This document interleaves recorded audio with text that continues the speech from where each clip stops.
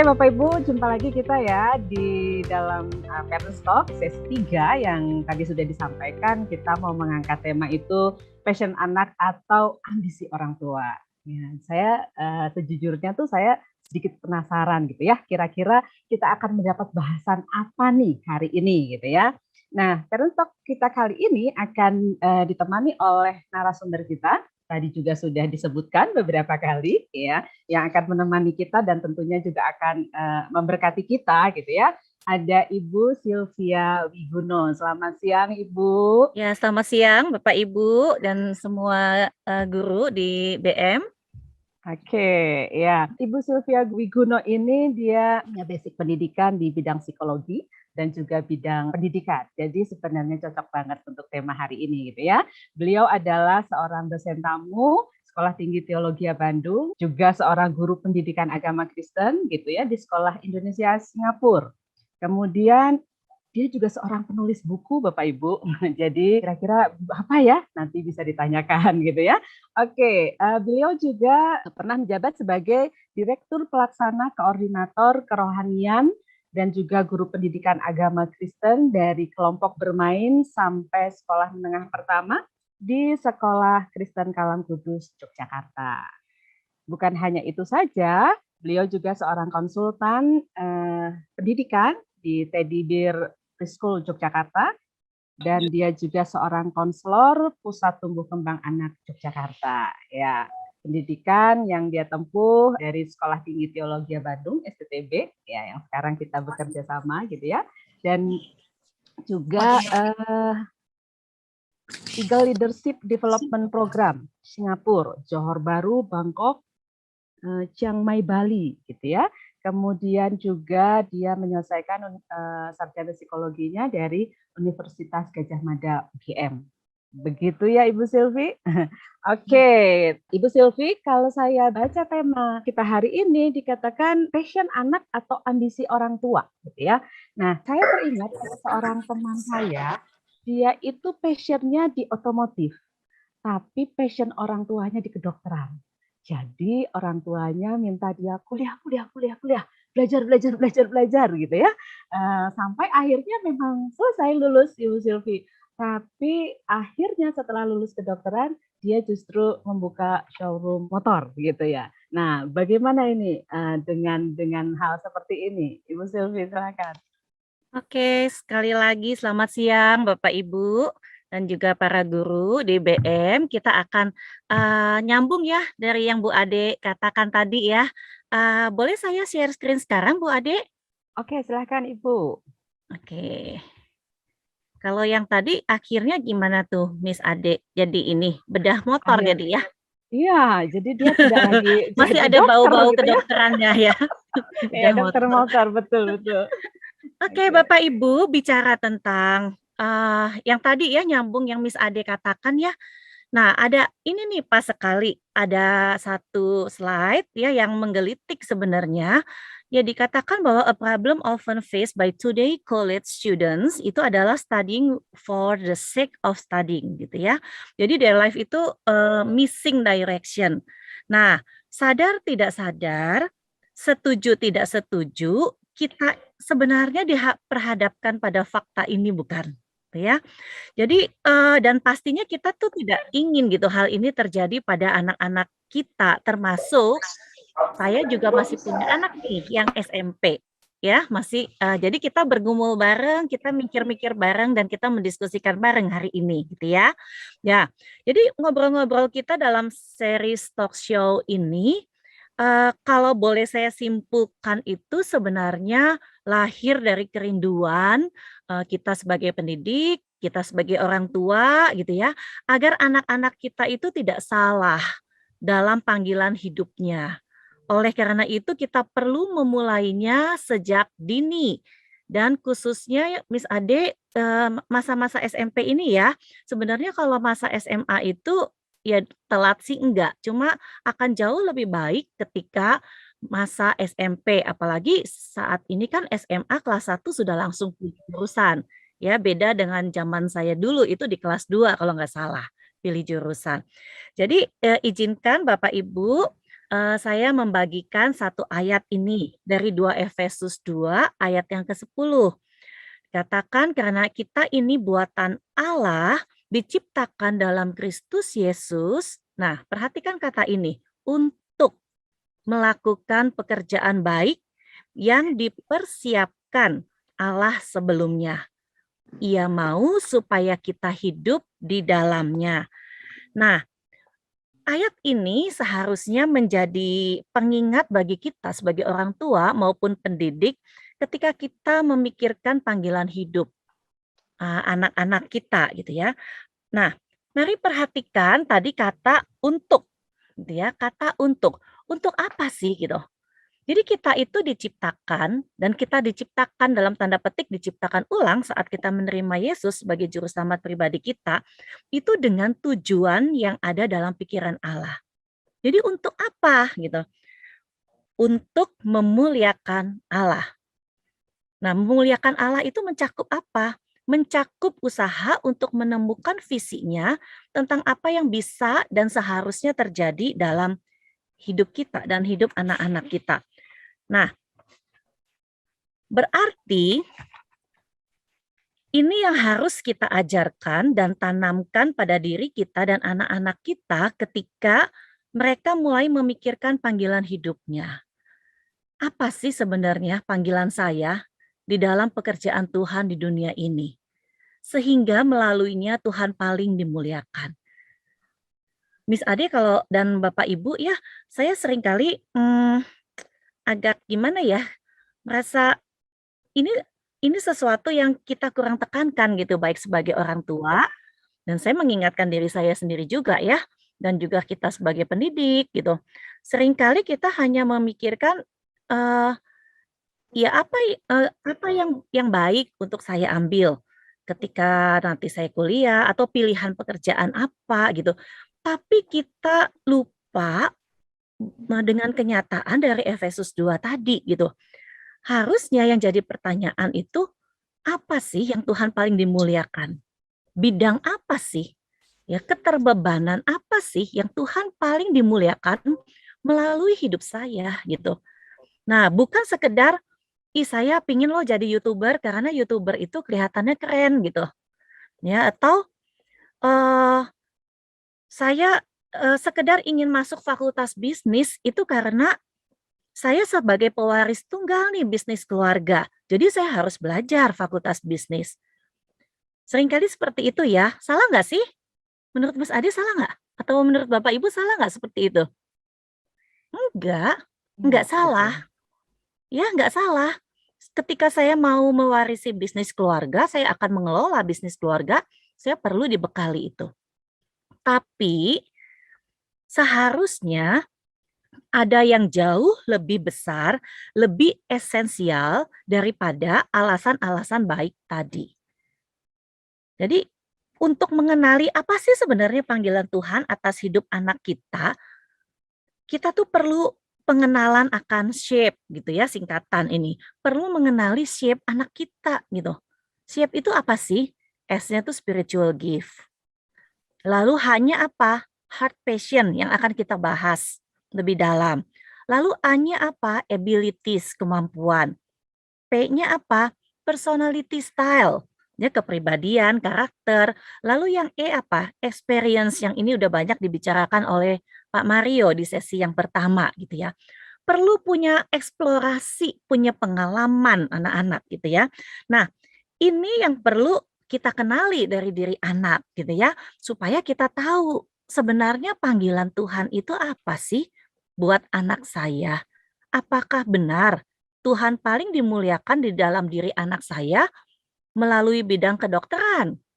Atau Tuhan paling dimuliakan melalui diri anak saya melalui dunia otomotif dan sebagainya. Jadi kira-kira seperti itu yang akan kita bahas ya, Miss Ade dan Bapak Ibu sekalian. Ya, memang menarik ya, Ibu Silvi, karena seperti tadi ayat itu bicara tentang panggilan, berarti kan pekerjaan yang memang Tuhan tuh sudah sediakan gitu ya, sudah Betul, betul. siapkan gitu. Dan Hmm, ini bicara tentang panggilan, mungkin orang tua bukan tidak mau apa ya, mengeksplor lebih jauh, tapi mungkin juga orang tua juga masih bingung kali ya bicara tentang panggilan, dan saya percaya sih hari ini kita akan diperkaya untuk hal itu. Nah, Ibu Silvi, apakah ada contoh seorang anak yang memang sudah apa ya, sejak remaja itu sudah kenal akan shape-nya, kemudian di dalam perjalanan hidupnya sampai sekarang dia itu hidup dengan sesuai dengan panggilannya?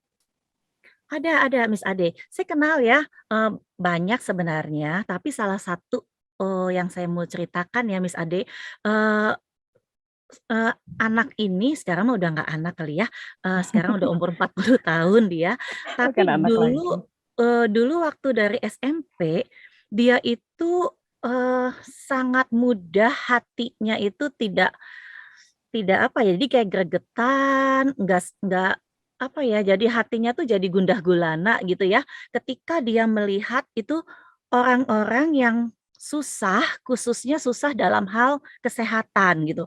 Jadi dia suka kesel gitu, kenapa ya ada orang yang, eee, dia sakit, tapi zaman dulu belum ada BPJS ya, orang ini sakit tapi nggak bisa dapat penanganan yang sebagaimana mestinya. Dan, itu yang kalau topik-topik seperti itu dia bisa bisa jengkelnya tuh kelihatan gitu ya emosinya. Nah, waktu dia masuk SMA, ketertarikan itu semakin besar karena, di SMA-nya itu memang dia ditolong sekali gitu ya, explore dengan berbagai, bidang seperti itu ya. Eee, Akhirnya dia setiap ada tugas, tugas bahasa Indonesia, tugas bahasa Inggris atau apapun, dia hampir selalu mengerjakan dengan topik yang berkaitan dengan medis gitu. Dan, Mmm. dan dia masuk fakultas kedokteran. Nah, tetapi ternyata nggak selesai tuh pencariannya, ketika masuk kedokteran, itu kedokteran kan sebenarnya, bidang yang luas juga ya, ternyata banyak hal gitu. Dari kedokteran tidak semuanya jadi dokter yang di rumah sakit atau di klinik gitu ya.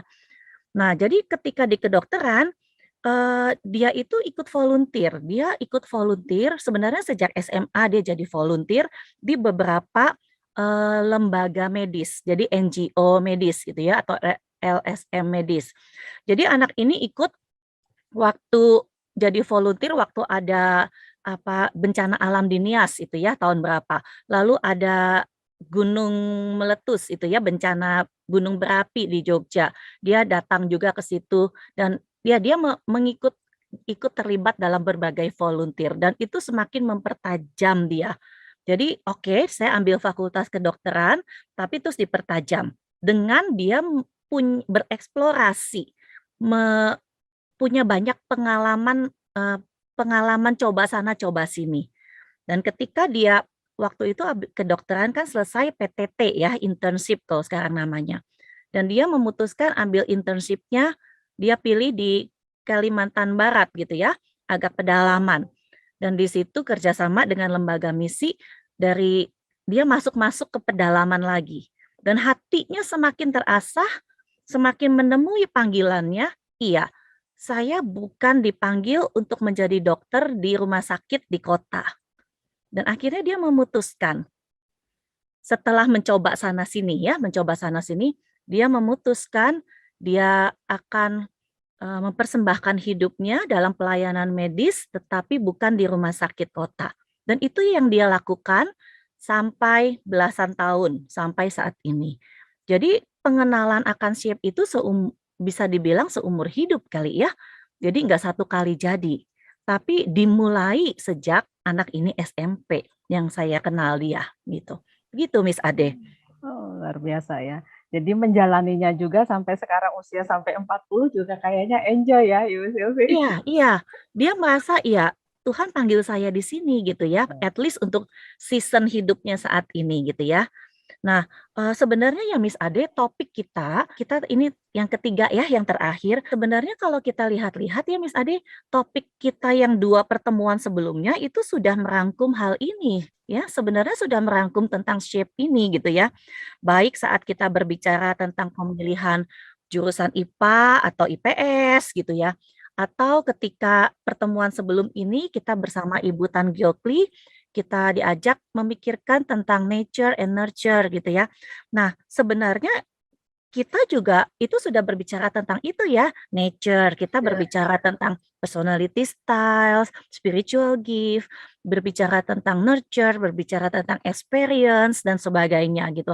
Jadi sebenarnya kita sudah merangkum sih gitu dalam 2 pertemuan itu.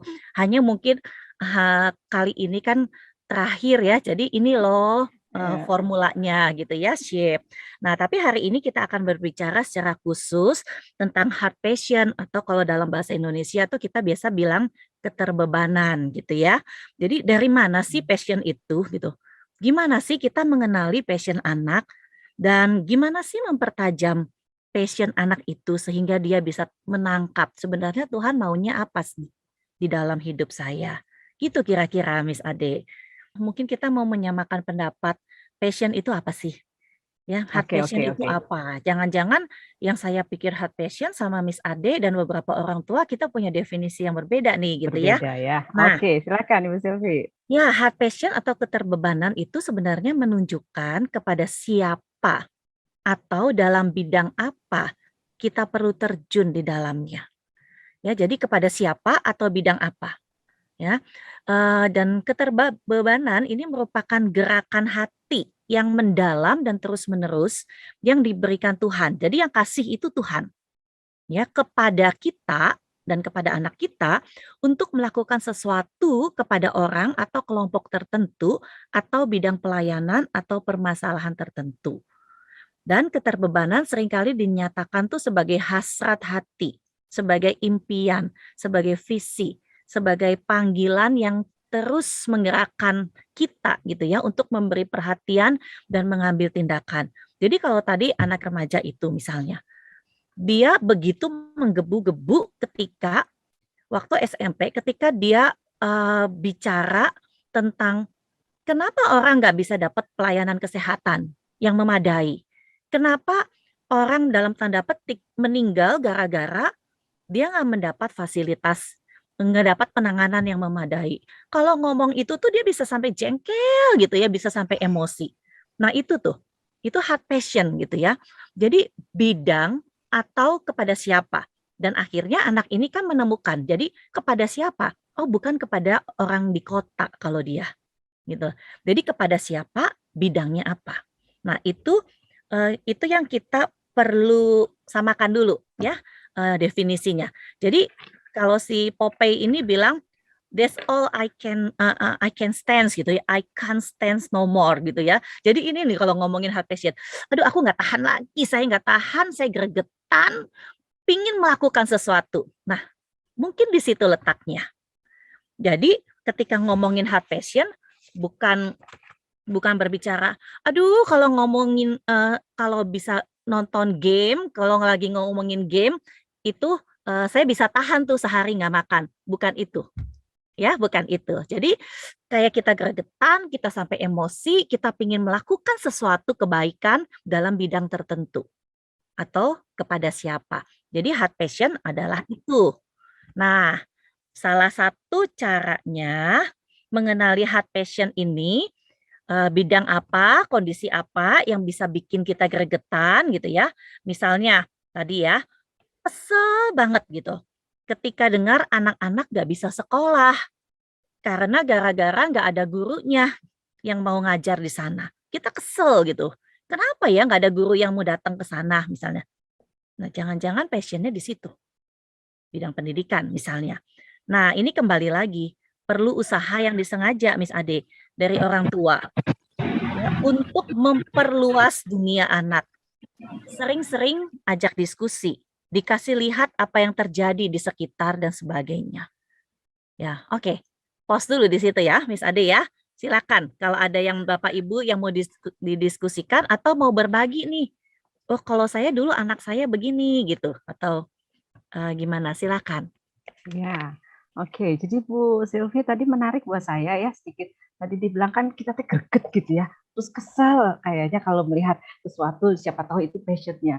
Tapi kuncinya itu adalah yang untuk kebaikan ya Bu. Gregetnya itu bukan greget karena kemarahan gitu ya, melihat Iya, sesuatu gitu ya, tapi lebih tujuannya greget untuk kebaikan gitu. ya. Ada yang bilang katanya kemarahan kudus, Ibu. Jadi, Ada ya kemarahan kesel kudus ya? gitu ya. Kesel kenapa sih gitu orang kok sampai Ya, antri dari pagi sampai malam untuk dapat pengobatan gitu ya. Gitu. oke. Kemarahan kudus ya. Oke, Bapak Ibu, mungkin ada yang mau berbagi berkaitan dengan keterbebanan ini gitu ya, rasa greget ini gitu, berkaitan dengan passion dari anak-anak kita. Adakah? Ya, selamat siang, Miss Ade, Siang. teman Ya. Samuel ya. Kalau Samuel itu, saya sih memang juga sedang mencari sih minatnya, bakatnya, bantu dengan nature, bantu dengan nurture-nya juga gitu. Tapi yang saya lihat sih memang apa ya, dari anak saya tuh bicara tentang passion tuh dia tuh nggak bisa lihat orang itu maksudnya gini, dia itu orangnya saklek gitu. Jadi harus on time, harus hadir sesuai dengan schedule. Jadi orangnya sangat-sangat tight on schedule banget gitu. Jadi kadang-kadang saya pikir dan memang benar kadang-kadang ada kemarahan kudus juga. Jadi ketika dia ngelihat temennya gitu ya, mungkin kalau sekarang kan semua serba Zoom gitu. Jadi ketika dia ada persekutuan bareng lewat Zoom gitu, dia suka marah tuh. Kalau kenapa orang nggak bisa tepat waktu, orang nggak bisa mengatur dirinya sebaik mungkin gitu. Jadi kadang-kadang saya berpikir apakah ini mungkin ada tanda-tanda passion dia nih di dalam leadership gitu. Bu Sylvia mungkin bisa sambil sharing sambil dibantu juga. Ya, gimana nih Bu Sylvia? Iya, Mama Ya? Samuel. Anak kita namanya sama ya, by the way. Nah, anak saya namanya juga Oh, Samuel. Dan kelas 8 juga, Bu. Sama-sama Oh kelas gitu ya? 8. Iya, cuma anak saya di TM ya. Uh, uh, Mungkin lebih ke ini kali ya, Bu ya. Lebih ke bidangnya apa, dan kepada siapa. Jadi lebih fokusnya ke situ ya. Leadership itu lebih ke ini ya, jadi kayak lebih ke abilities dia gitu ya. Tapi kalau kita bicara passion itu lebih khususnya bidangnya apa dan kepada siapa gitu ya. Jadi lebih ke bidang dan kepada siapa. Nah, sebenarnya ini tadi ya saya sama-sama sebagai orang tua dan anak saya juga belum jelas-jelas amat sih. Anak Pak Mario juga ya kita sempat ngobrol gitu sama-sama di SMP. Iya, gimana ya gitu, eee, perlu ada kesadaran saya pikir kita sebagai orang tua perlu juga ya dengan kesadaran meluaskan dunia anak gitu. Nah, apalagi sekarang model online begini ya, pembelajaran online dan anak-anak terekspos, terus-menerus dengan gadgetnya ya, dengan dunia online. Dan ketika mereka ngobrolnya sama temennya saja gitu, ya dunianya itu aja, seputar itu ya. Nggak ada yang salah. Cuma kita perlu sebagai orang tua tuh dengan sengaja meluaskan.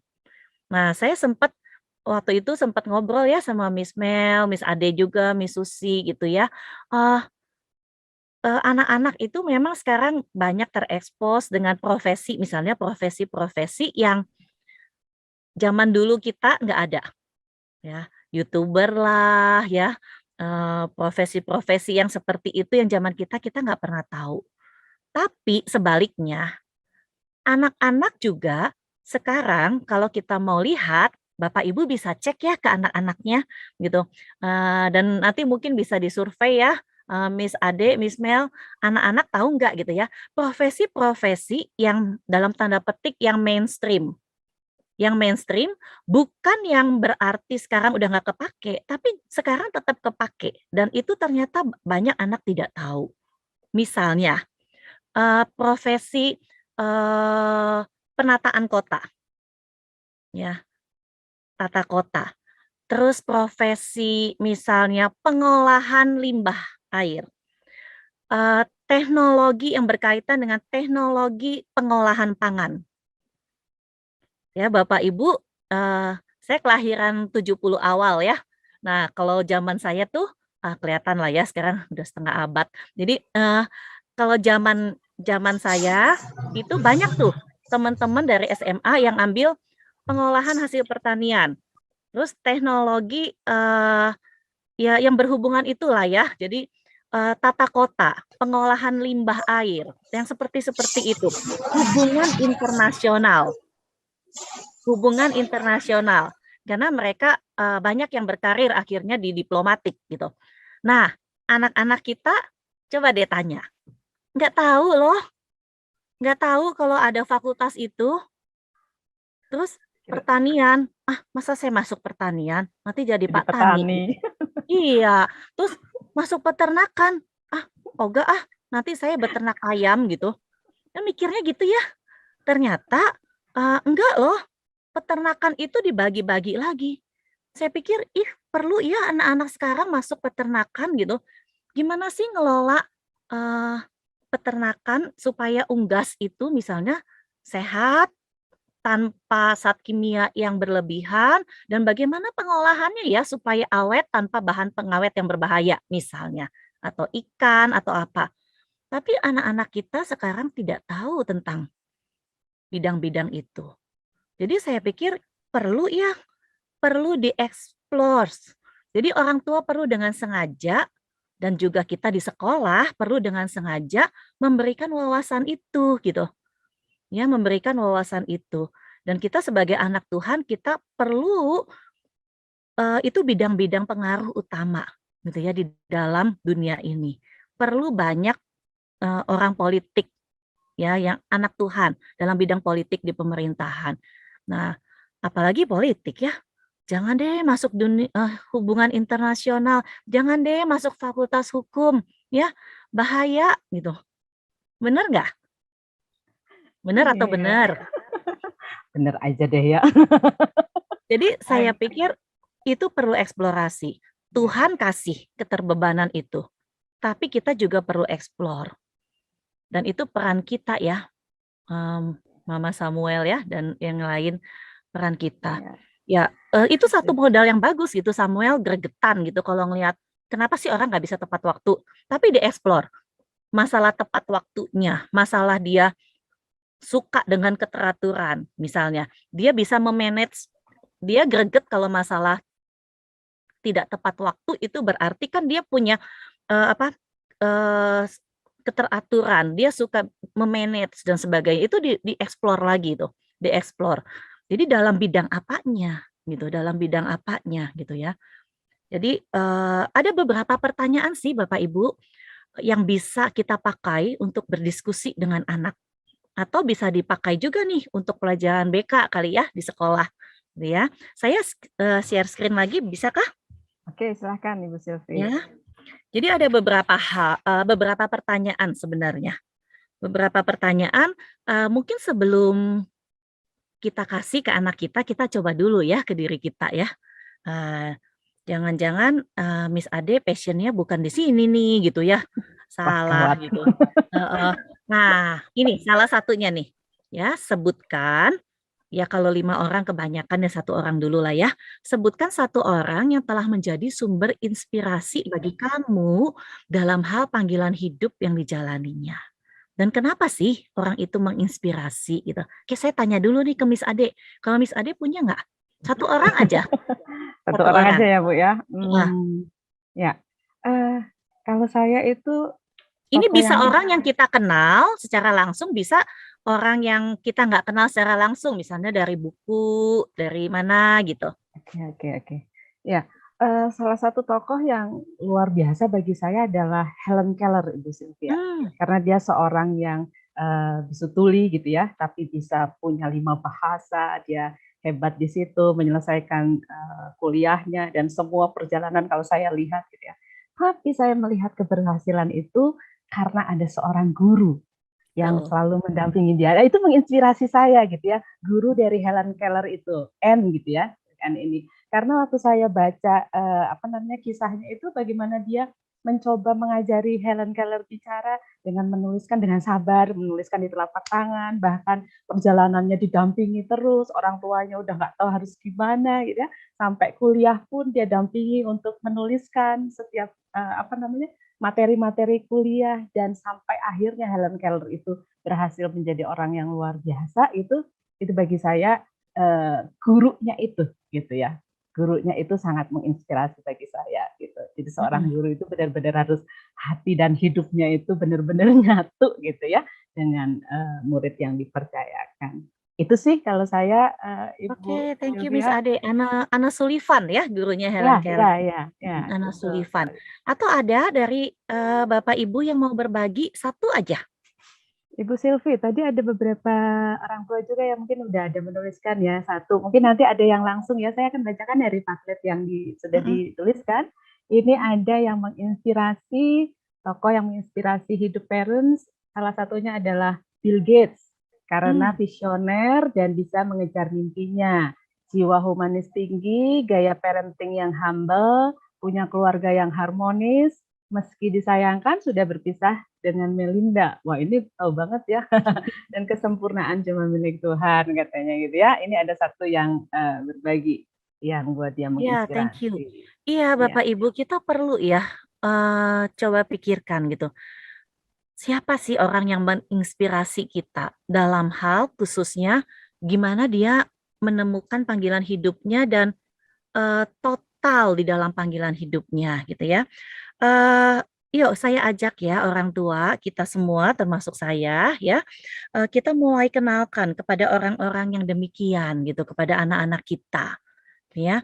Jadi misalnya ada anak yang memang passion-nya itu sudah kelihatan di dalam dunia medis gitu. Mungkin kita bisa kenalkan dengan tokoh Dr. Lee Darmawan misalnya. Ya, kita tahu beliau punya rumah sakit apung ya. Bagaimana beliau bisa itu kan dianggap dalam tanda petik orang gila gitu ya. Meninggalkan kenyamanannya untuk ya totalitas hidupnya gitu. Dia nggak tahan lihat orang di ujung-ujung pulau sana yang susah dapat fasilitas kesehatan gitu. Dan itu dia kejar sampai dalam tanda petik tadi ya disebut orang gila, dia tetap lakukan itu.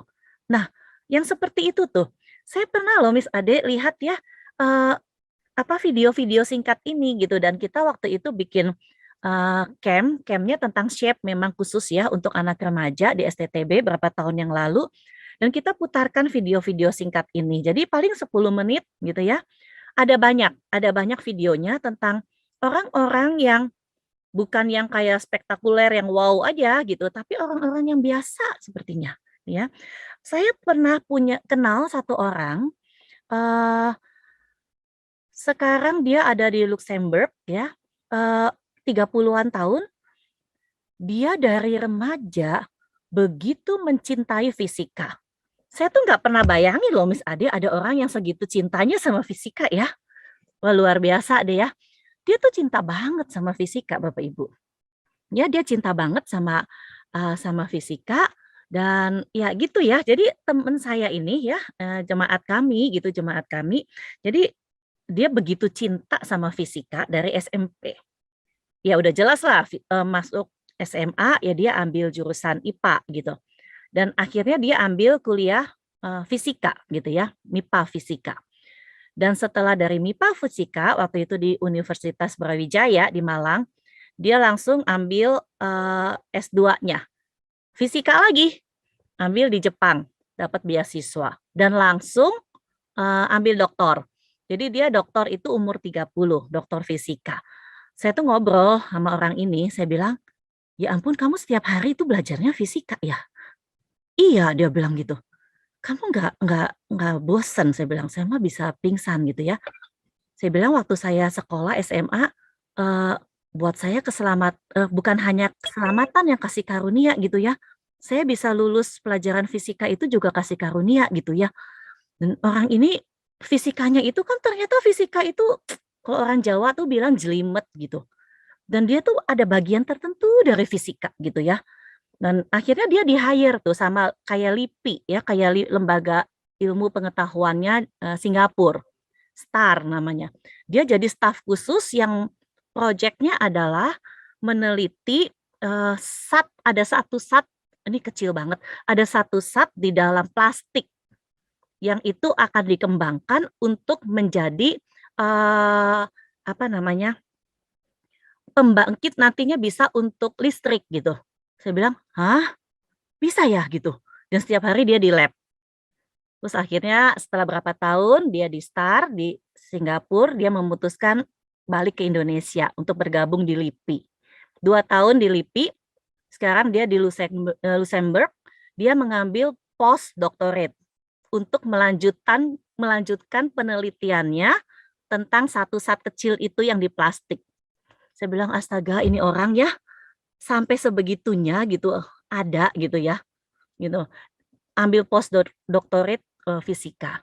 Dan dia bilang, ya itu passion dia gitu. Dia pingin sekali gimana sih ada pembangkit listrik yang bisa murah, yang aman dan sebagainya. Dan itu sedang diteliti dari zat kecil yang ada di dalam plastik.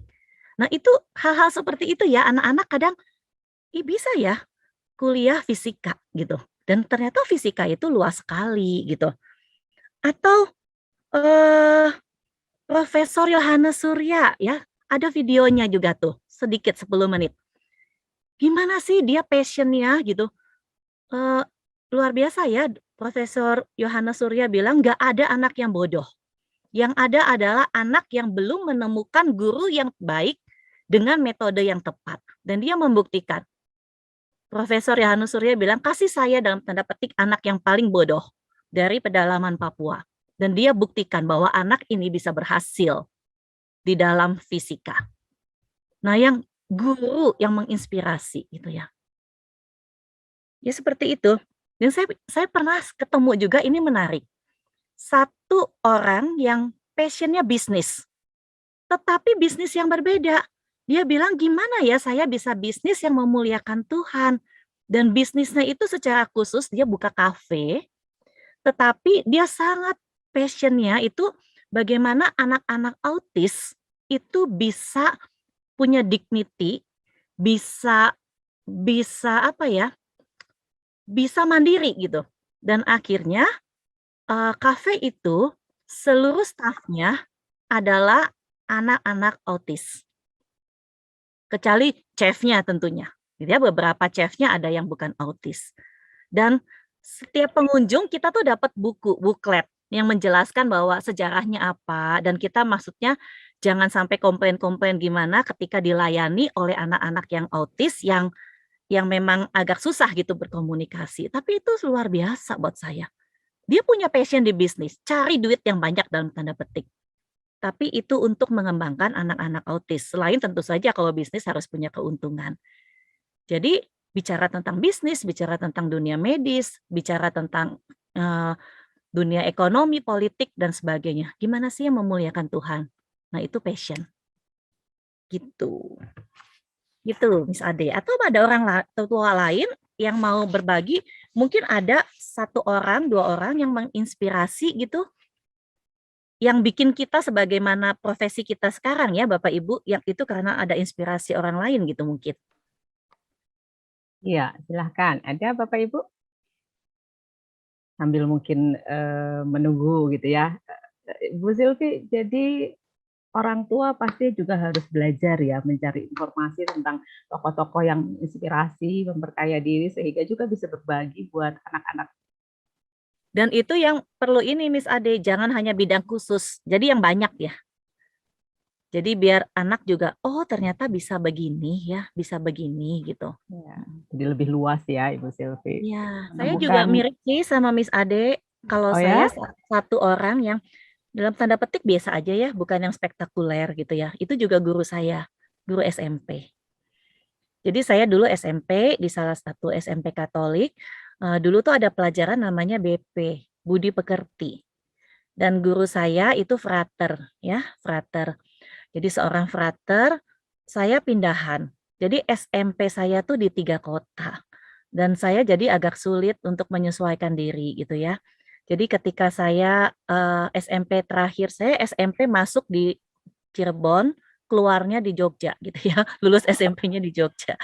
Jadi waktu saya datang ke Jogja, karena tengah-tengah tahun ajaran, saya nggak punya teman.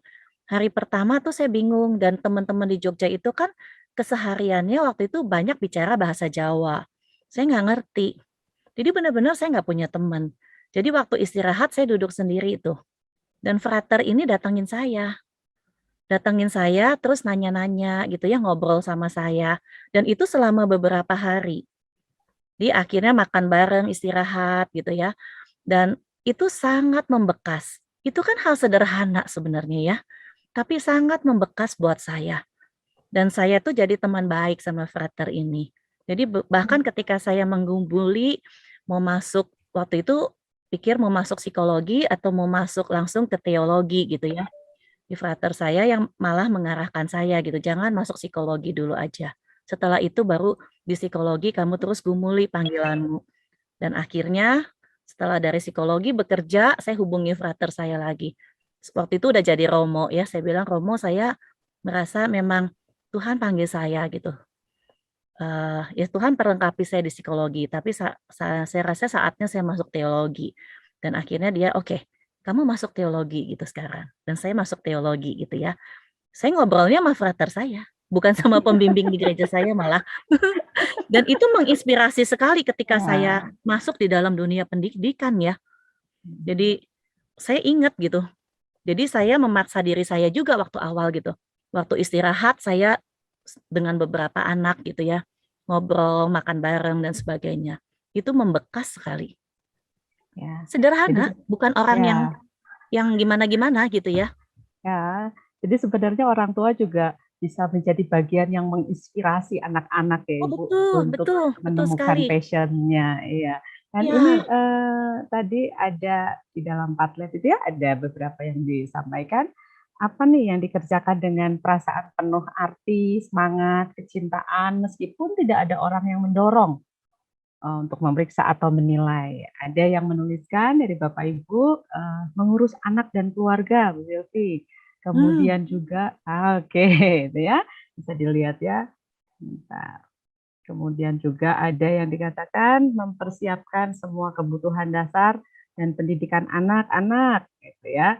Mengurus anak dan keluarga, mengarahkan anak supaya nantinya bisa menjadi satu unit yang mandiri ya dan happy gitu ya. Ini beberapa yang disampaikan atau dituliskan oleh orang tua ya. Ngurusin liburan keluarga, ngurusin acara-acara keluarga ya, ngurusin anak-anak. Jadi kayaknya ini ibu-ibu nih yang nulis ya, banyak ngurusin anak-anak, liburan keluarga yang butuh liburan gitu ya. Nah, ini tadi ada juga yang apa namanya? Panggilan hidup yang menginspirasi selain tadi Bill Gates, ada juga Nadim ya. ya, Nadiem Makarim nih. Makarim, betul ya.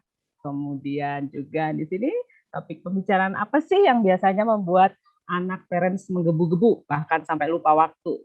Ini kayaknya memang zamannya ya games itu. Topik tentang games gitu ya. Tapi sebenarnya nggak salah ya Ibu Silvi untuk topik tentang games kalau kita nanti bisa mengarahkan ke hal yang Betul. bagian yang akan memuliakan Tuhan juga. Oke. Iya nih, ini menarik ya. Ada beberapa misalnya topik tentang games ya, atau tips di TikTok. Saya senang tuh lihat tips-tips ya, apalagi emak-emak lah ya.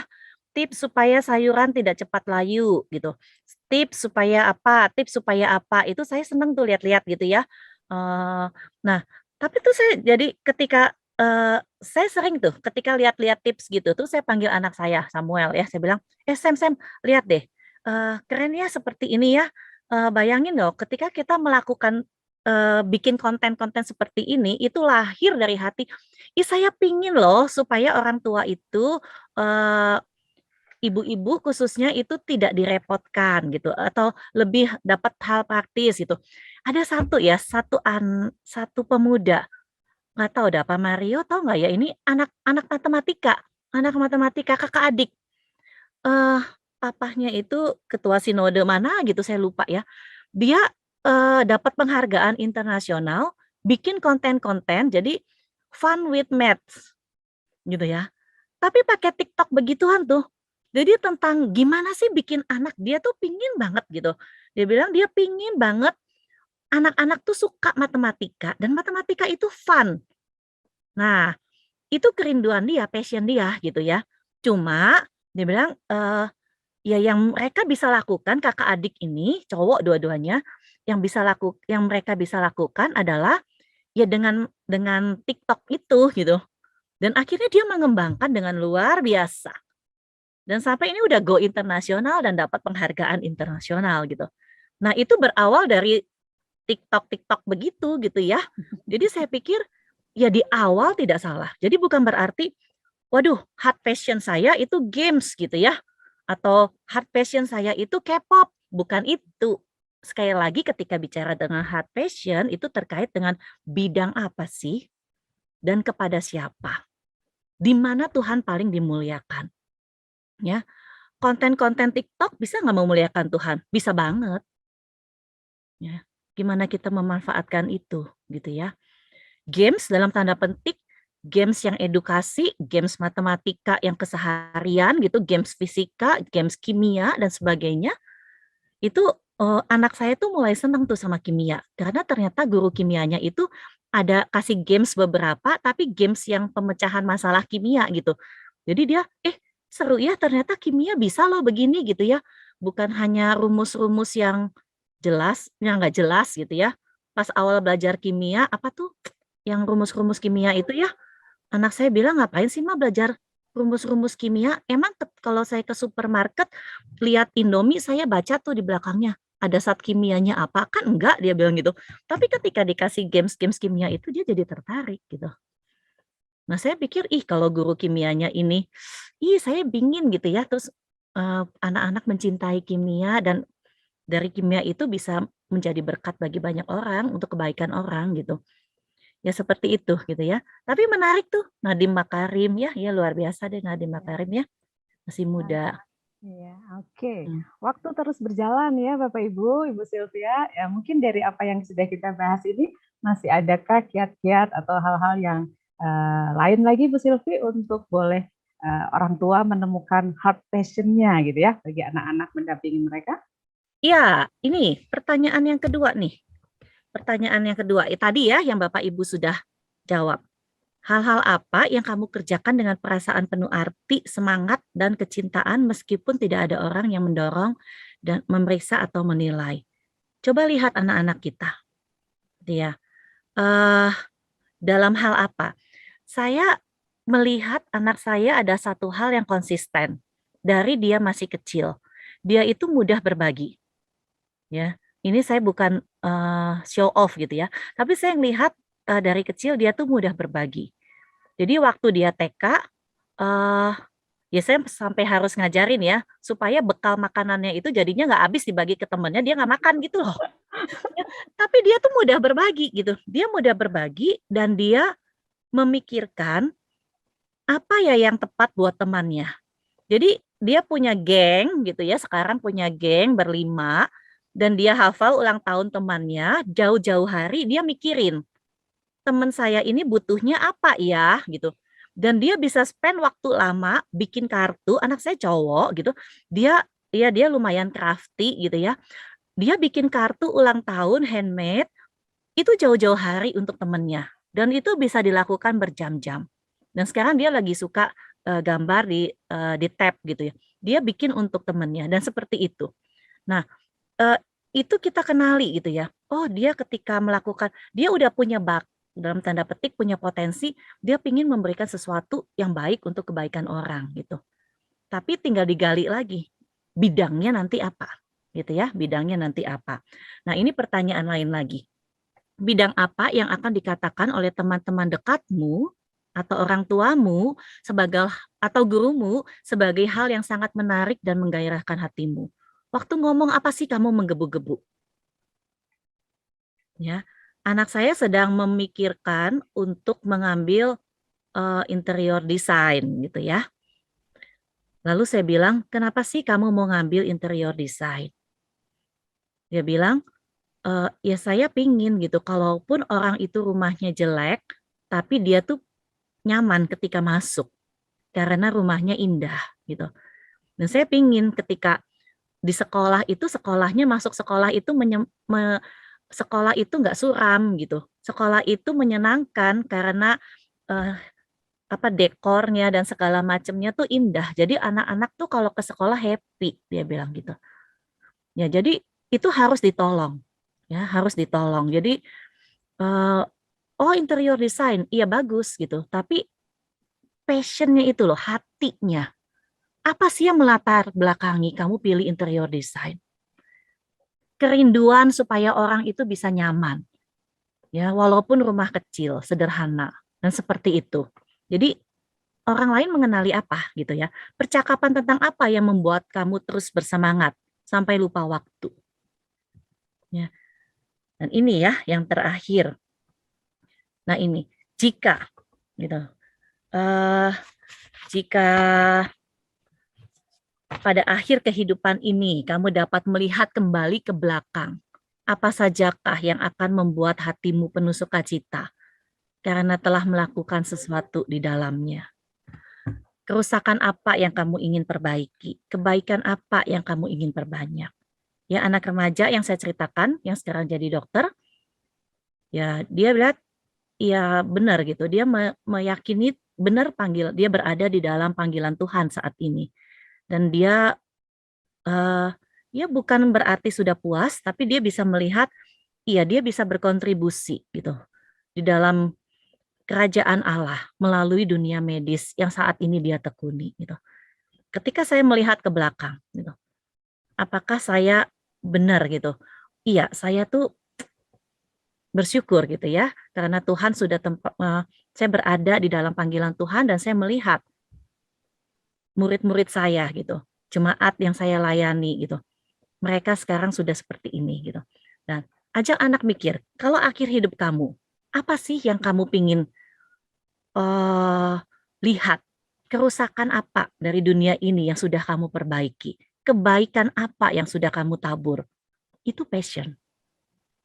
Nah, jadi perlu sekali kita, ya orang tua, pendidik, explore dan kasih contoh yang banyak. Anak-anak perlu contoh. Kasih contoh yang banyak. Gitu, Miss Ade.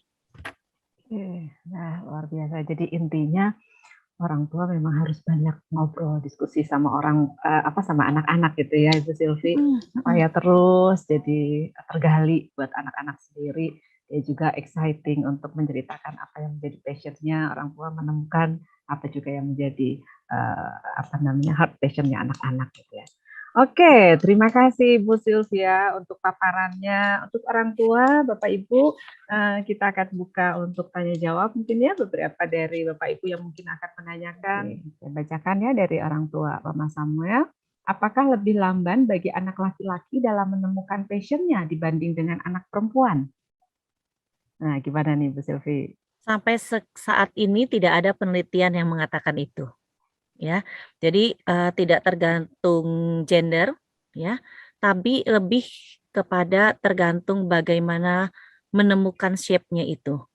Ya, bagaimana menemukan shape-nya itu, bagaimana kita menolong anak menemukan shape-nya itu. Jadi lebih ke situ sih, lebih ke eksplorasi, Dan satu hal ya, Miss Ade yang tadi ya, yang harus diingat itu tanyanya bukan lebih saya mau kemana gitu ya, tapi lebih di bidang apa dan kepada siapa Tuhan paling dimuliakan melalui hidup saya gitu. Mungkin melalui hidup saya melalui dunia pendidikan, tapi melalui orang yang lain melalui dunia fisika, orang yang lain melalui dunia politik dan sebagainya atau dunia bisnis. Jadi setiap kita punya panggilan yang berbeda-beda. Dan Tuhan sudah memberikan itu. Nah, bagian kita nih untuk mencari. Jadi nggak ada sih perbedaan, Bu, untuk laki-laki dan perempuan, ya, lebih ke explore. Baik kitanya yang mengeksplor atau anaknya yang berinisiatif, gitu ya. Anaknya berinisiatif. Cuma sekarang lagi mumpung ini ya, satu sisi mumpung lagi online ya, kita tuh lebih gampang menghadirkan tokoh-tokoh yang jauh-jauh juga bisa diundang ya. Lebih memungkinkan ya Ibu Sylvie. Saya ingat nih Miss Ade, jadi waktu Pak Mario sesi 1 ya bilang, iya nih orang tua kan sebenarnya banyak sekali profesinya gitu ya. Nah bisa tuh dimanfaatkan itu ya. Atau ya tadi berjejaring ya. Kalau mau yang itu, yang orang cinta mati sama fisika itu saya bisa tuh kalau misalnya mau. Saya bisa kenalin. Boleh tuh ya, Miss Melisa boleh dicatat itu ya. Karena kan online ya, jadi nggak ada tiket yang mahal dari sana ke sini. Betul, Bu. Ya cuma beda Boleh. waktu aja, bedanya waktu ya, kita Iya, siang di iya. sana tengah malam gitu. Itu suami Mm-mm. istri tuh. Istrinya lagi doktorate fisika, suaminya postdoctorate. 30 umurnya sama-sama. Luar biasa lah itu mah. Mm-mm.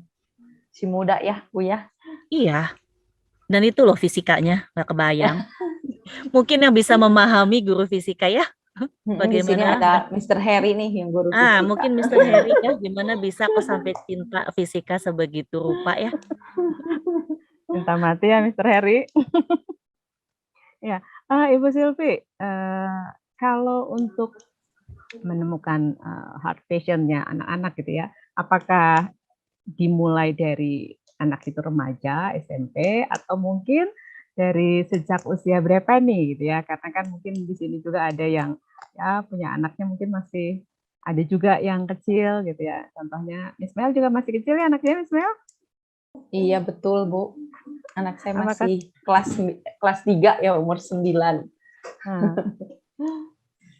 Dari sejak kecil, seharusnya dari sejak kecil, bahkan dari TK ya, dari TK. Jadi saya pikir tuh gini ya, ketika kita di sekolah sering kan ya mengenalkan profesi gitu ya. Nah, tapi jangan berhenti pada profesinya saja. Tetapi bagaimana sih kita boleh menghadirkan orang-orang yang punya profesi yang beragam, tetapi yang panggilannya juga di situ. Bukan seperti gambar saya yang pertama. Jangan belajar for the sake of belajar, nilai. Bukan bekerja for the sake cari uang aja, kerja aja gitu. Tapi orang yang benar-benar menghidupi gitu. Kan kita sendiri beda ya, Miss ya. Kalau kita dengerin orang yang memang hidupnya di situ sama yang sekedar dalam tanda petik bekerja, kita bisa feel kan ya, orang yang memang menghidupi itu kalau ngomong bisa menggebu-gebu, bisa on fire katanya ya. Bisa on fire ngomongnya gitu ya. Jadi saya kalau dengerin yang teman saya ini nih, yang orang fisika ini, dia ngomong fisika tuh bisa on fire. Walaupun saya tetap cool gitu ya, dia tuh bisa menggebu-gebu tentang molekul gitu ya. Atau yang anak remaja yang di kedokteran ini, dia tuh bisa sampai nangis kesel gitu. Dan kita tuh jadi kayak ketularan gitu ya. Jadi kita tuh bisa sampai kayak ketularan. Nah, hadirkan tokoh-tokoh yang seperti itu sejak kecil. Seharusnya sejak kecil, bukan hanya profesinya. Ya, tapi gimana sih arsitek? Bagaimana arsitek yang sungguh memuliakan Tuhan di dalam profesinya? Dia tuh arsitek yang sampai mikirin benar gitu ya. Gimana ya desain yang sesuai dengan orang ini gitu ya. Gimana sih orang teknik sipil misalnya, gimana memikirkan bahan baku yang kuat, yang tahan gempa, dan sebagainya supaya orang itu benar-benar diuntungkan gitu, bukan hanya dia yang diuntungkan. Nah, kita perlu menghadirkan orang-orang seperti ini. Ada pertanyaan lagi tuh kayaknya ya. Pertanyaan lagi ya Ibu, gini. Apakah ada tes yang membantu anak yang kecil dalam menemukan passion-nya di bidang apa? Agar orang tua bisa dapat gambaran sedikit minimal tentang ketertarikan anak supaya tidak trial and error. Iya, trial and error itu perlu. Ya, asal nggak errornya kebanyakan. Lebih banyak trialnya gitu lah ya. Tes apakah membantu? Membantu. Tapi sama seperti yang waktu sesi 1 Pak Mario katakan, tes itu tidak menentukan. Ya, tidak bisa jadi faktor tunggal.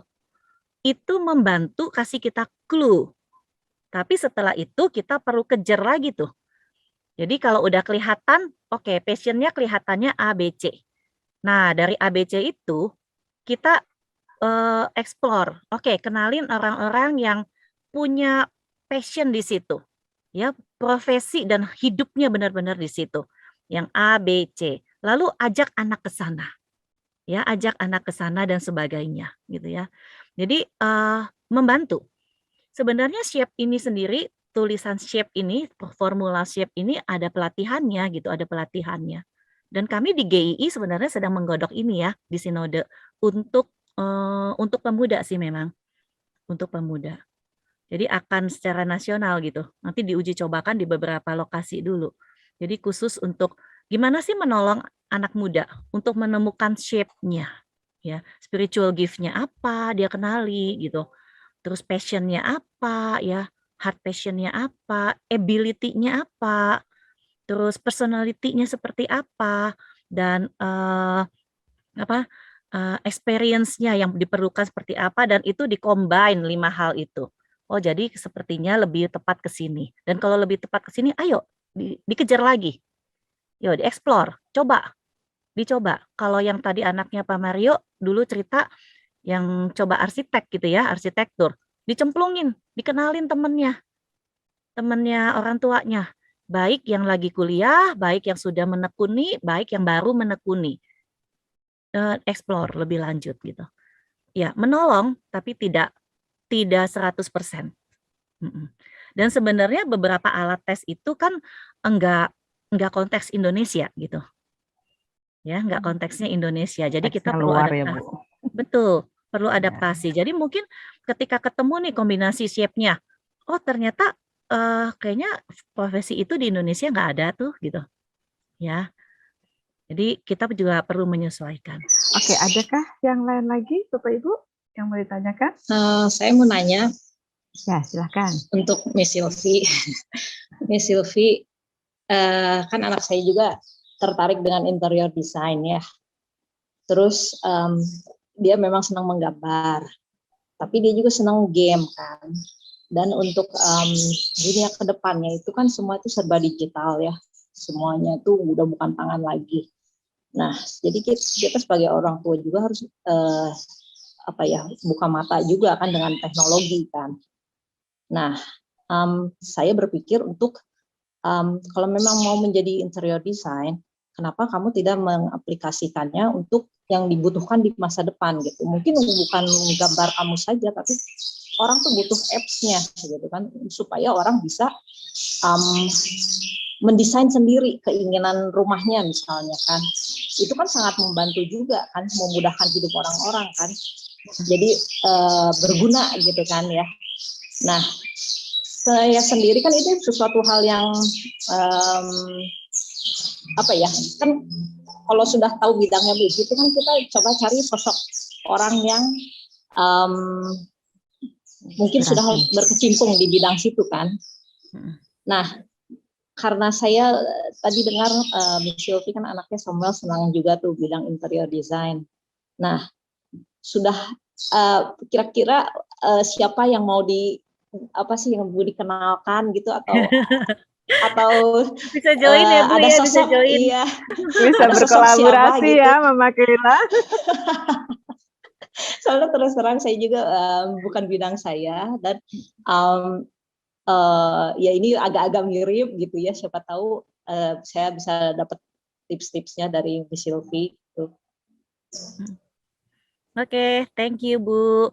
Nah, gini nih pentingnya ya kita ketemuan begini. Jadi nanti bisa tuh sekolah koordinasi ya. Jadi yang ke arah sini, yang minatnya ke arsitektur, yang minatnya ke sini, dikumpulin tuh orang tuanya. Nah, anak Pak Mario juga yang kedua minat interior design ya Pak. Jadi kita bisa ngegeng dong ya. Ya betul. Kita bisa ngegeng cari orang siapa yang bisa dimagangkan gitu ya. Nah ini ya satu sisi keterbebanan sama bisa. Satu keterbebanan tapi terus cabangnya beda-beda. Jadi misalnya menarik loh Mama Kaila tadi ya bilang interior design. Minatnya di situ, passionnya situ. Tapi gimana sih bisa menolong orang supaya ada apps-nya gitu. Jadi sama, bidangnya sama desain, ya bidangnya sama atau objeknya sama, tetapi ininya beda-beda. Jadi mungkin nanti masuknya bukan ke jurusan interior desainnya, tapi lebih ke bagaimana mengembangkan apps-nya. Tapi ada yang satu lebih ke sini ya, satu lebih kemana gitu. Jadi bidang yang ketertarikan yang sama, tapi bidangnya bisa beda-beda. Jadi misalnya ketertarikannya di dunia anak sama, tapi yang satu lebih ke pendidikan, yang satu lebih ke anak dalam konteks anak yang ini ya punya kebutuhan khusus. Yang satu dalam konteks apa itu bisa. Jadi misalnya tadi punya keterbebanan khusus, nggak tahan kalau ngelihat orang tidak mendapat akses medis secara memadai. tapi yang satu larinya beda.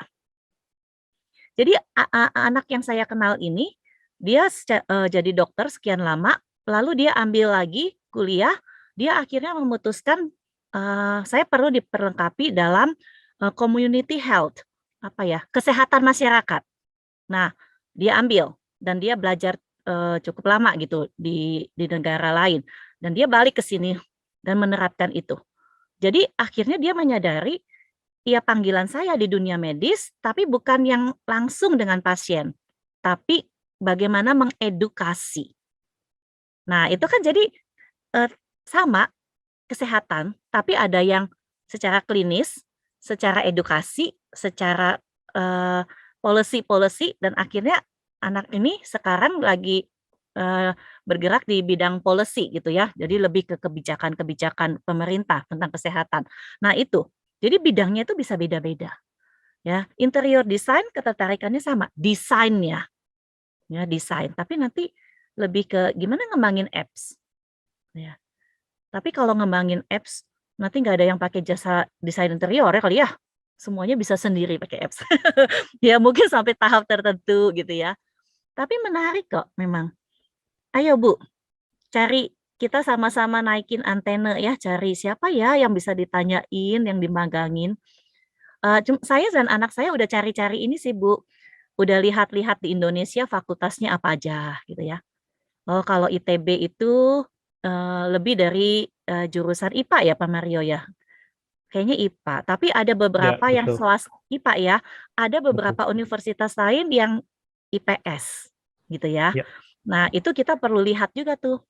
Jadi saya udah mulai sih cari-cari gitu. Oh, kalau ITB fokusnya ke sini. Ada lagi tuh di mana gitu, di negeri itu ada beberapa. Swasta ada beberapa. Oh, swasta yang BINUS itu fokusnya ke ini. Kalau UPH lebih ke urban, ini lebih ke interior design dalam konteks urban dan sebagainya. Jadi itu juga punya kekhasan masing-masing. Jadi bidangnya apa, kepada siapa, atau di tempat apa, itu juga menentukan. Ya, berjuang bareng dah Mama Kayla. Saya juga. Jadi ada temennya ya Mama Kayla. Iya. Bisa Iya, ngebeng Bos. nanti sama Pak Mario. Iya, boleh. Nanti info-info ya, Mr. Mario. Siap, Bu. Iya, mungkin ada yang mau berkolaborasi juga orang tua yang lain. Iya loh Miss, bener bisa gitu ya. Dibikin ini ya, Iya, orang tua menarik loh. Jadi kadang orang tua yang lain punya info gitu, dan kita bisa nebeng juga kan kalau mau magang-magang ya. iya. Di Dan bulan mungkin juga orang tua magang. juga Lumayan. berkecimpung di bidang itu Betul, gitu ya, betul. bidang-bidang Mm-mm. tertentu kan yang nggak Mm-mm. kelihatan gitu ya. Iya, betul. Dan itu ya, bukan hanya profesi, tapi cari orang yang hidupnya itu situ ya. Dia tahu benar Tuhan panggil dia di situ. Dan bagaimana itu bisa berkontribusi bagi kerajaan Allah. Jadi itu yang penting. Saya sedih ya ketika anak-anak tuh, oke saya mau jadi dokter karena apa? Dokter uangnya banyak gitu. Hanya itu gitu. Ya. Kuliahnya kan mahal, harus balik modal gitu ya. Saya pingin jadi ini, jadi guru. Oh kalau cewek jadi guru enak lah, bisa sekalian ngajarin anaknya gitu. Enggak juga ya, pusing ya, kita juga ngajarin anak kita. Ngajar anak sendiri lebih pusing malah gitu ya. Itu alasan yang baik, tapi tidak seharusnya hanya segitu.